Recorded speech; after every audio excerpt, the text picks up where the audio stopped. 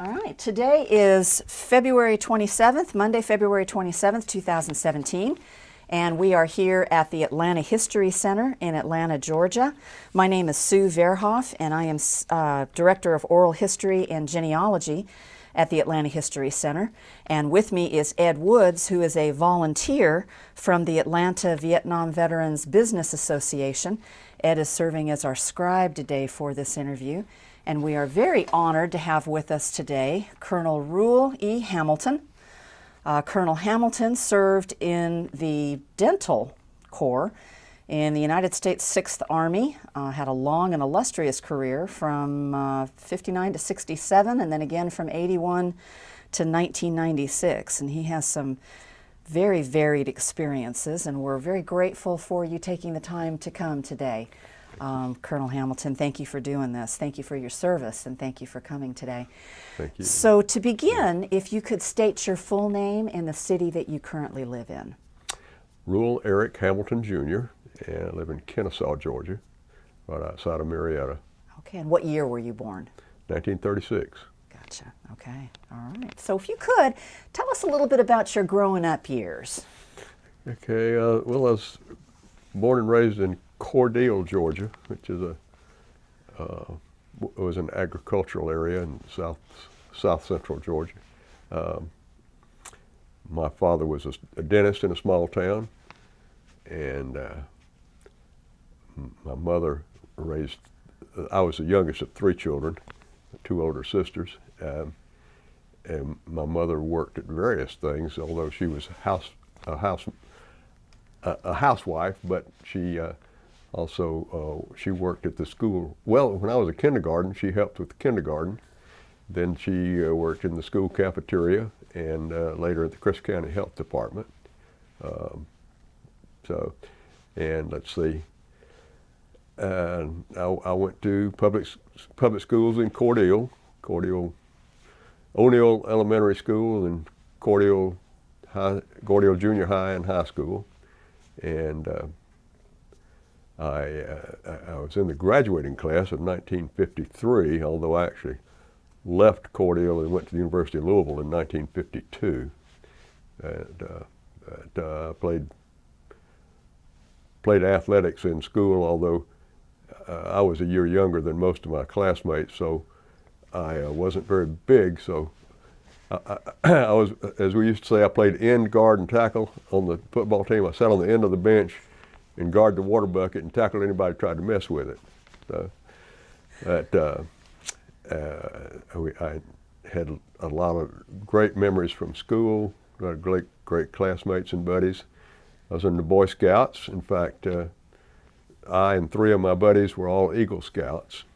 And used to go to Boy Scout camp at Camp Osborne for the Chehaw Council near Albany, Georgia.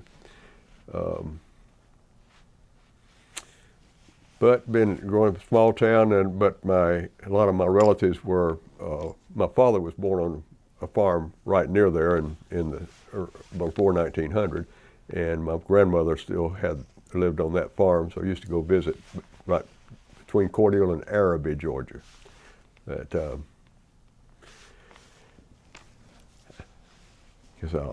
the. Well, tell us a little bit about why you chose the university why the University of Louisville? What made you?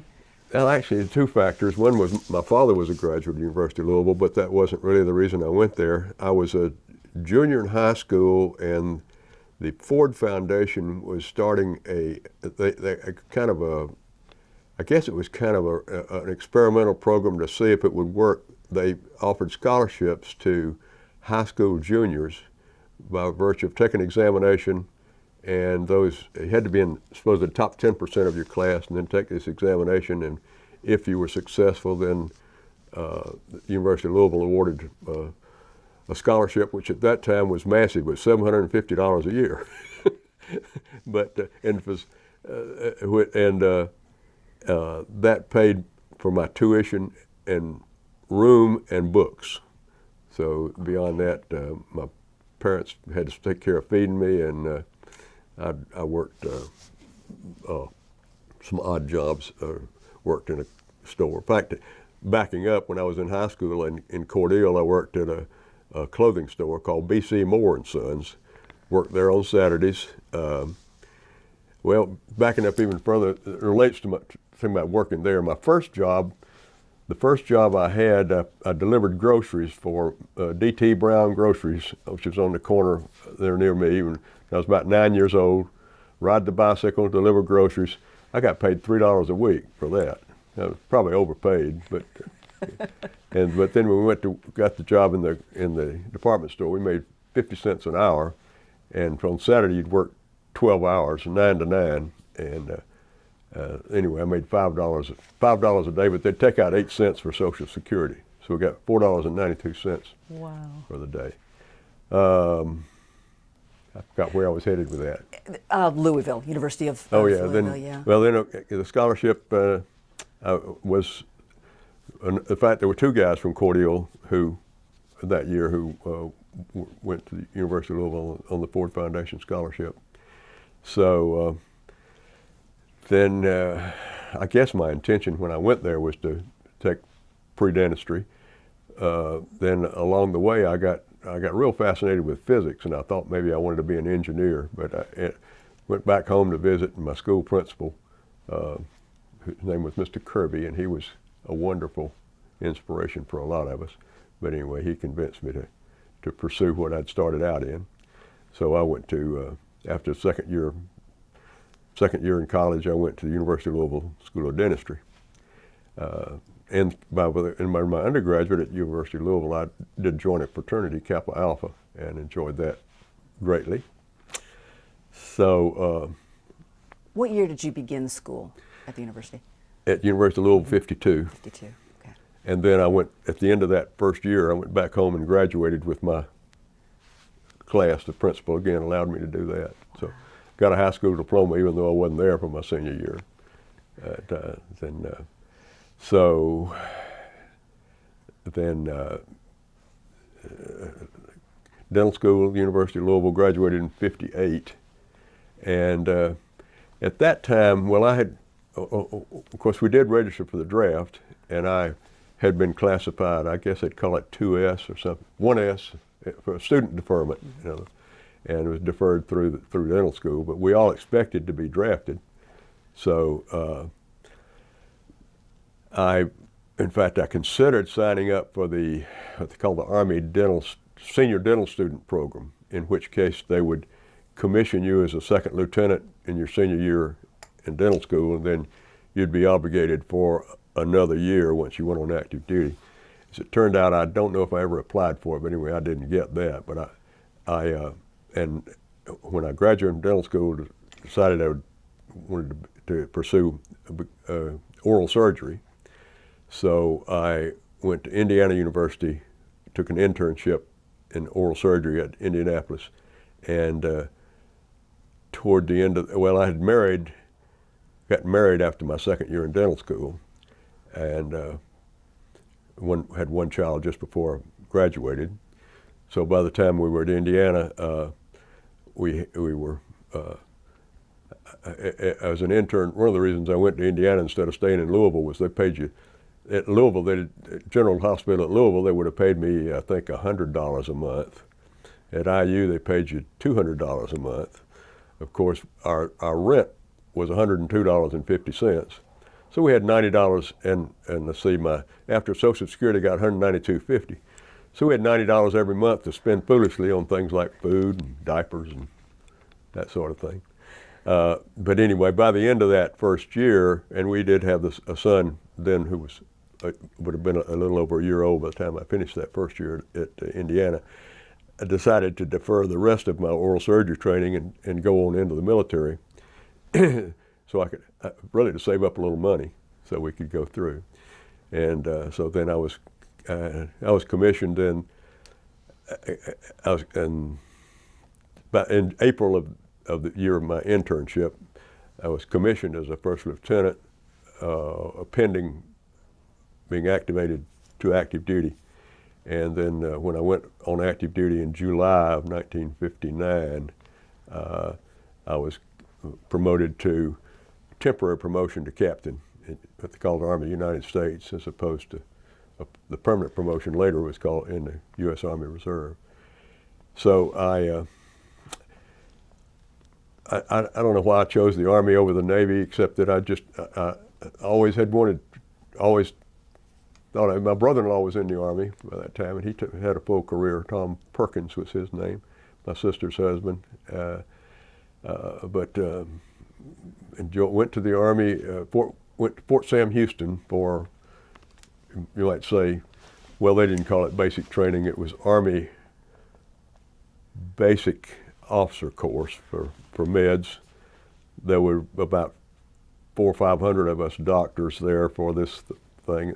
Ordinarily, that program would be something like 6 weeks, but at that time, they had need for people to get where they were going, so they put us through it in 2.5 weeks. And then I'm sitting in a big room, and they're telling us where we're going to be sent. Well, one thing, if you wanted to go overseas, if you wanted to take your family, you had to sign up for 3 years as opposed to 2 years. And I thought about that but didn't do it. But anyway, we're sitting in a big room, and they're telling us where we're going to be sent. So they called out Hamilton, Fort Huachuca, Arizona. Well, I wrote down WATCHUKA. Well, of course, that was not correct. It's HUACHUCA. But I'd never been west of Alabama, you know. So going to Fort Huachuca, Arizona, turned out to be a great experience. And anyway, just finishing up our basic training for medical and dental officers at Fort Sam Houston, mostly consisted of learning how to march and how to stand in line. One of the things I remember best about that was, you know, we of course reported in civilian clothes. So after a few days, they said, stand in that line over there. When I got to the head of the line, they handed me a wad of $20 bills. Well, I'd never seen more than about $100 at one time before, and they put like $400 in your hand and said, here, go buy yourself some uniforms. And so did that, and a few days later, they had stand in that line over there, and we stand in line, and they threw another wad of $20 bills. And I had another $300. That was for travel and per diem. So in less than 2 weeks, the Army had paid me $700 and something. I'd never seen anything close to that in my life. I said, man, I'm going to like the Army. Of course, that money ran out before too long. But anyway, that was, then say after a couple of weeks at Fort Sam Houston, rather, and my wife did go down there with me and stayed. By that time, our son, his grandparents babysat him while we did that. And then, how did she feel about the military? Well, I think she looked forward to it because, again, having been a dental student and an intern for all of our 3 years of married life up to that point, we've been living pretty close to poverty level, and so I was getting paid.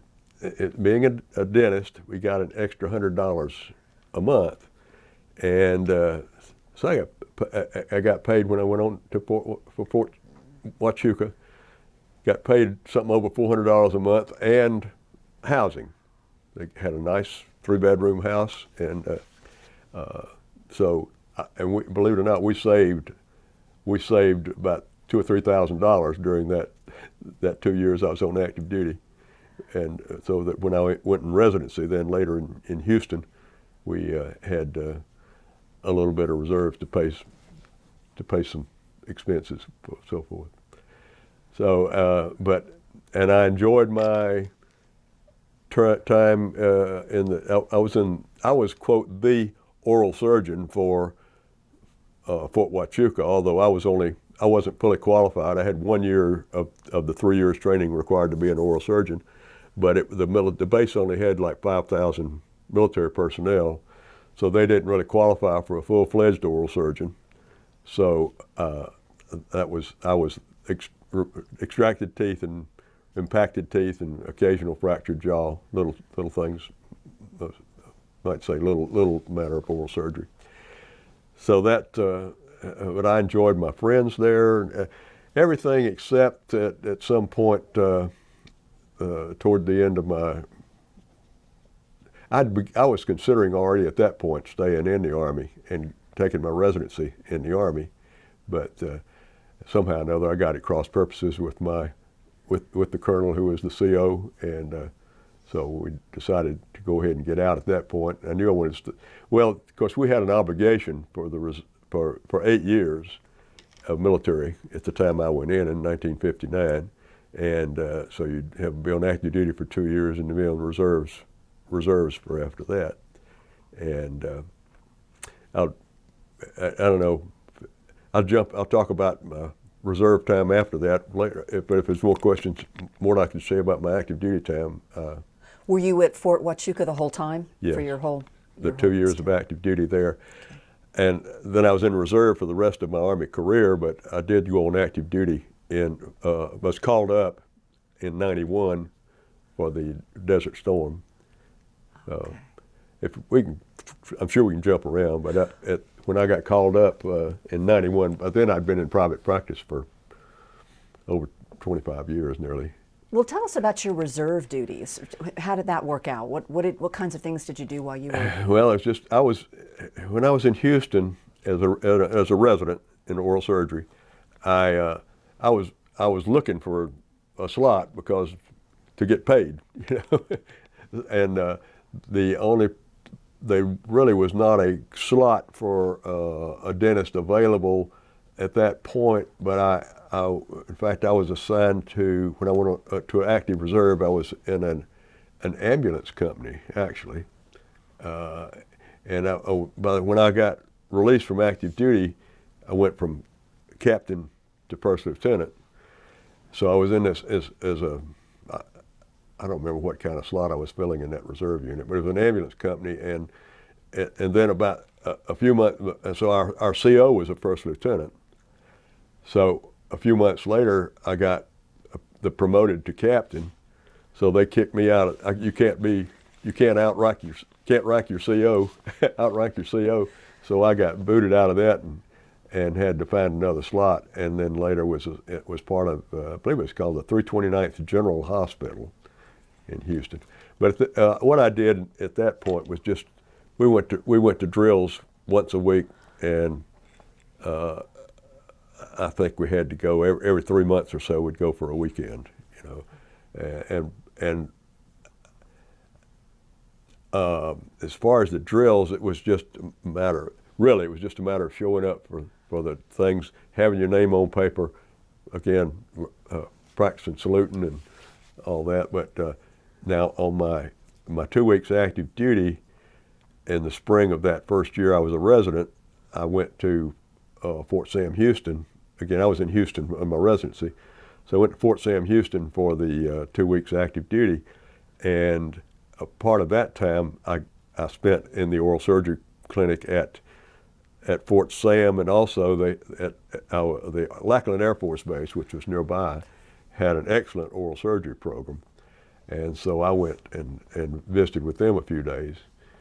And once again, I started giving consideration to going back on active duty, but I did not do that. So, how did you end up in Houston from Fort Huachuca? What was your?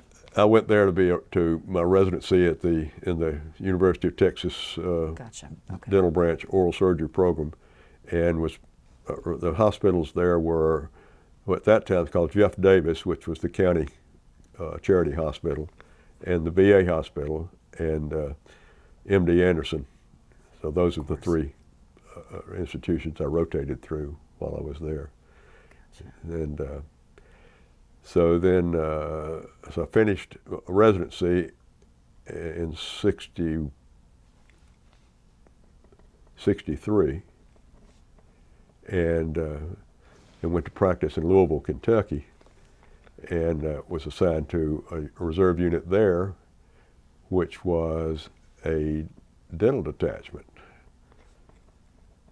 I can't remember the number of it now, something like that, 3346 or something like that, a dental service detachment. And there we had, I think we probably had 25 or so dental officers, plus the auxiliary personnel. And again, we'd go to drill every Thursday night and have a weekend once every quarter, and we'd go out and fire weapons and crawl across infiltration courses. Incidentally, that's one of the things I did at Fort Sam, by the way, was crawl across the infiltration course with the machine guns firing over your head, and crawled under the barbed wire. So I think I told you, but I was kind of embarrassed to be participating in this veteran oral project when I never left the U.S. and never picked up a weapon in anger, but I did enjoy the military career. So so I was in the reserve unit there, and for the 2 years I was practiced in Louisville, and then left that practice there and came to Marietta in 1965. And interestingly, at that point, I would have finished my 4 years of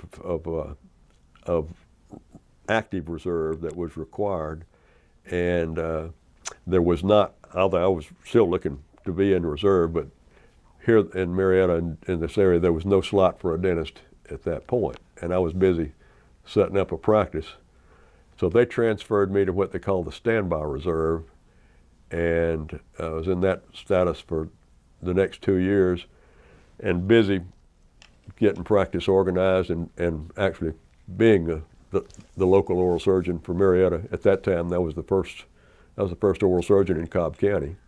Now there's about 60 or 70. But anyway, I was busy with that and did not do anything about staying in the Army. And the first thing I know, they sent me a letter saying, "You're discharged." So I was discharged. I didn't want to be particularly, but in 1967 I did that. Well, I'd always had an idea that I wanted to get back in reserve and finish out the 20 years that were required. And first thing I knew, I was getting to be to the age where you had to finish that before you were 60. So I was getting to be to that point where either now or never. So some friends talked to me, and I took a year. After having been a commissioned officer, it took another full year of paperwork to get commissioned again.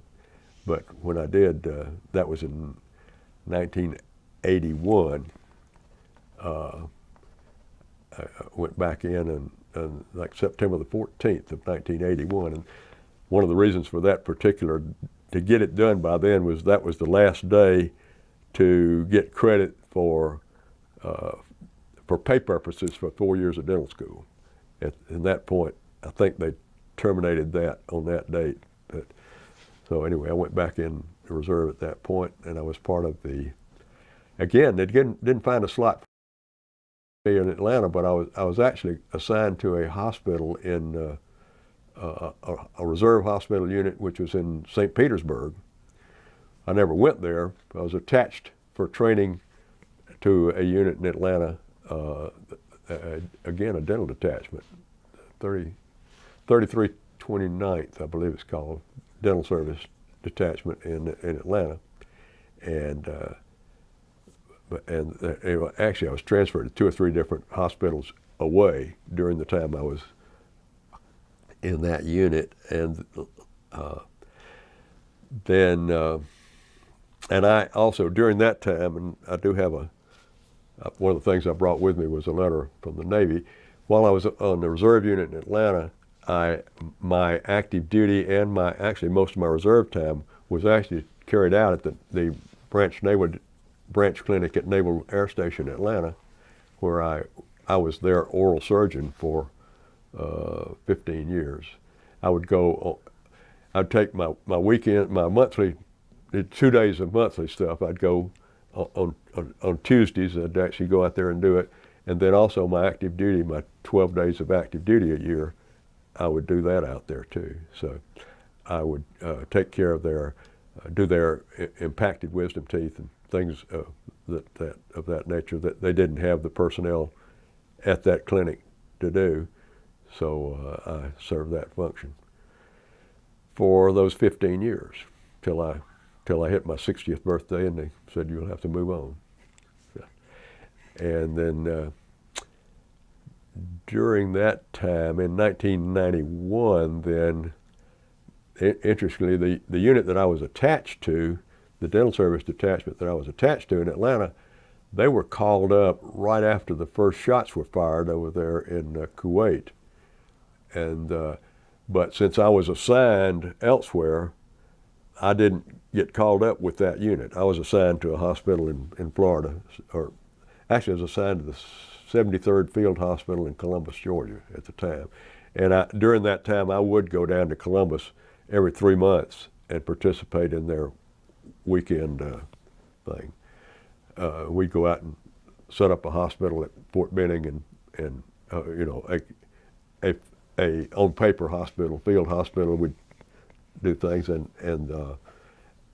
so I did, but I did most of my active duty thing at Naval Air Station. Went a couple of times to one time to Fort Stewart, and one time to Augusta, I believe, to the hospitals in those places. Well, actually, I went with the unit. I don't remember now, but usually when I'd go to there, for a few days we'd go out in the field and do our exercises, and then I'd spend another week in the hospital clinic, which in each of those places. The one after I was on active duty, I came back and was still assigned to, I think, 73rd Field Hospital and continued training in Atlanta. But then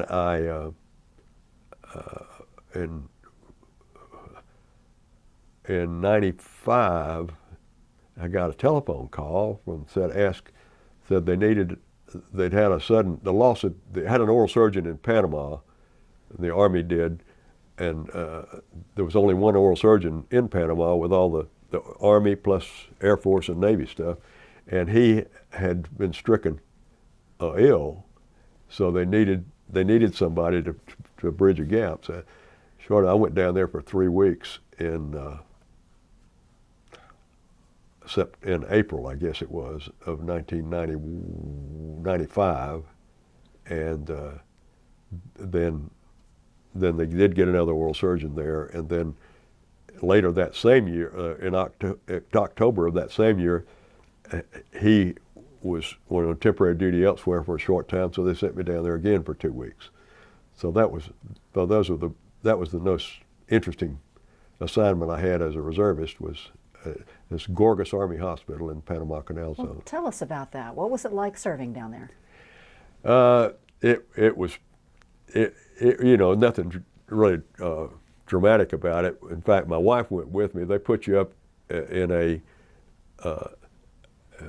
hotel. It wasn't a top-notch hotel, but it was pretty nice still in Panama City in a hotel. And I would take a city bus from there to the Gorgas Hospital each day that 3 weeks time I was there, and would do their oral surgery, their impacted teeth. And in fact, the CO down there was very pleased. It was interesting. In my office, in private practice, I would probably see 25 or 30 patients a day on general. When I was down there, if I'd do 5 or 6, and but I mean 5 or 6 cases of impacted teeth. I only had one assistant there, whereas in my private practice I'd have like 3 or 4. So, but still, the CO was very pleased with what I did down there, and it was fun. How did this reserve duty for extended periods, 2, 3, 4 weeks at a time, affect your private practice? That's a good question. Actually, I had an associate. By that time, I had an associate. I had associates off and on for the times I practiced in Marietta from 1965 to 96. And I had a couple of different associates, but in '88, a man came in with me who stayed the rest of the time. So when I was called up to active duty, he was there, and it worked out very well. He had only been there a short time, so it actually increased the load for him, allowed him to be well employed, and the Army, as I said, I was in the Kiwanis Club in Marietta ever since 1965 until still am. But when I was called up, they made a kind of a big deal out of it in their club. Hey, Dr. Hamilton's going off to defend the country. Well, I went to Fort Jackson and defended. They didn't have a single invasion come through Fort Jackson the whole time I was there. So I guess we did a good job. But then when I got back, or I was visiting, I said, people never say this about the Army, but I want to say it. I said the Army gave me a meaningful task to do, which was we had troops coming in to all over to Fort Jackson to be sent to Saudi Arabia, and a lot of them, they were reservists and National Guard, so they had not had any dental care to speak of. The Army doesn't do dental care for reserves and National Guard, so when they got called up, there are a lot of them in a mess. So, and interestingly, they told us at the time we were there that the biggest cause of loss of duty time, medical cause of loss of duty time in the Middle East was inflammations around impacted wisdom teeth. So they told us any of these troops that come through with impacted wisdom teeth, get them out. So we did that, and we also took care of dependents while we were there, which was the Fort Jackson community was really quite blessed with all the reservists that came in there. Let me back up to say, when I went to that time in Fort Jackson for 4 months, when they had the flare up in the desert storm, every active duty oral surgeon in the Army was sent to Saudi Arabia. So all of us that were called up, the reserves, were backfilling and serving those bases there. So we felt we were doing. Then we get around. So I told my Kiwanis Club, I said, the Army gave me a meaningful task to do. They gave me the personnel and the equipment to do it, and then left me alone to do it. They looked at me, what? Nobody had that kind of experience with the Army, but I did, and I enjoyed it. So. But yeah, if I'd been called up earlier, it would have been a much bigger impact on my practice. But as it were, I was able to do that, come right back, and not hardly miss a beat. So you were at Moncrief Army Hospital during? That's correct. Desert Storm? Yeah, I guess I wrote that in there, didn't I? Yeah.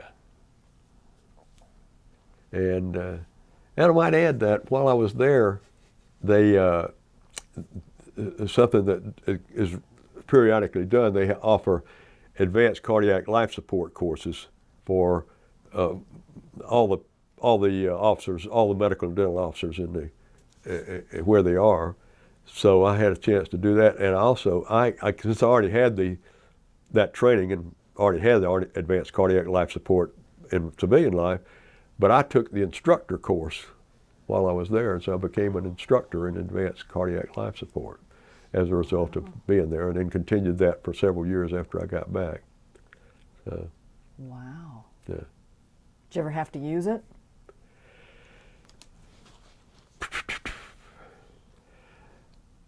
No, not really. I mean, in my practice, there were a few opportunities for resuscitation, but no big deal. Wow. But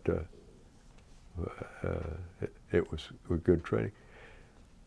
That's strictly an aside, but one of my in my office, all of our personnel would take CPR courses from time to time. In fact, I remember the very first time that I did this, somebody, you need, don't you want to have your office personnel trained in CPR? I said, well, I'm fully qualified.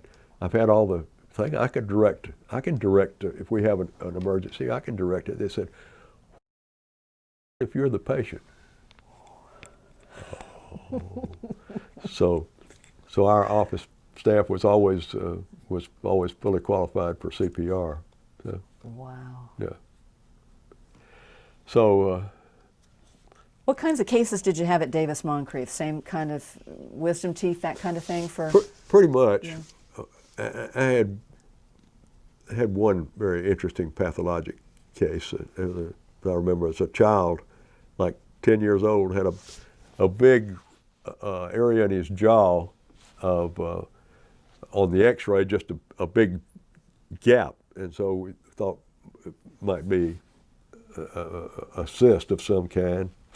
So we went to the operating room, and as it turned out, I put a needle into it to aspirate it, and when I did, blood. So we determined it was probably and I backed off, thank goodness, because we determined it was probably an arteriovenous anomaly. So opening that up might have been really bloody, and we ended up backed off and sent that kid to the hospital at Augusta for the teaching clinic there. But mostly it was just doing extractions or impacted wisdom teeth and that sort of thing. Any injuries? Did you ever have to You deal know, we with? didn't have a single one. Of course, at that time we were anticipating all these casualties to be coming from the Middle East, but as it turned out, they didn't happen. Good. That's good. How about forensic work? Were you ever called into? No. Okay.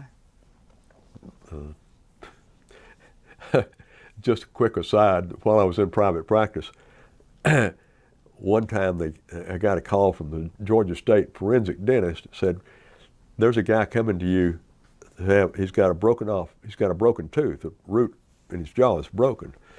And he said, what happened? They had this guy, he had broken into a store in Marietta, and it was Johnny Walker's on the square, and the way he'd gotten into the store, they had a transom over the front door, a window up there, and he had crawled through that transom up there and had fallen on the floor and broken his tooth. So they had the fragment of the tooth that was evidence. The police did. So this dentist called me and he said, this guy's coming, they want you to, when you take that tooth out, save it. Because so as it turned out that they did, and that proved to be the evidence that they were able to prosecute the guy. I had to go to court to talk about it because they wanted, the defense made a motion to dismiss, to preclude that evidence, because the man it was questioned whether we should have given him the thing that's broken out. So I remember the judge asking me, said, or the defense attorney said something about, don't you give the patient the tooth? I said, no, only for children for the tooth fairy. So they gave me a little bit of a what for about that. It's kind of interesting. That was the only time I ever actually testified in court. I had a number of times I'd give depositions with a personal injury, where somebody had a fractured jaw and they were suing somebody and would give a deposition. But that was the only time I ever actually went to court to testify. All right. What stands out most in your mind about the time that you spent in the military? Do you have a memory that rises above the rest? That was a lot of good times, and really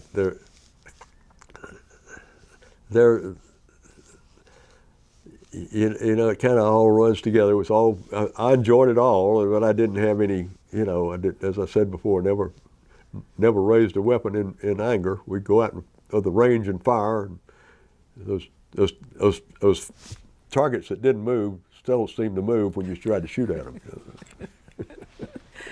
Do you keep in touch with folks that you served with? Any friendships that you made? Yeah. As only there were, Fort Huachuca being a small base, there were just about 8 or 10 dental officers there. So a couple of them I kept pretty close with for a long time, but that's been over 50 years now, and there's still one that we exchange Christmas cards, greetings. But now, of course, in the reserve, I had a lot of guys, and a lot of them, right here, so we see one another from time to time. But really good friends for those times you're with them, and it's funny you would.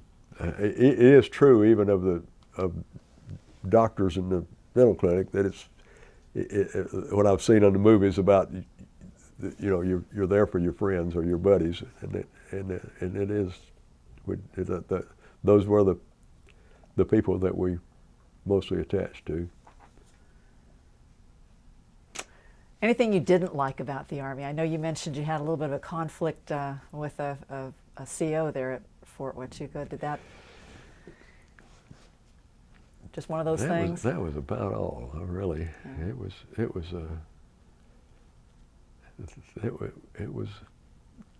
It was good experience because I said I was out of an internship and intending to go into residency in oral surgery, so the opportunity to be in that specialty, but the 2 years I was on active duty was really a blessing, an opportunity, because I did get a lot of good experience. Excellent.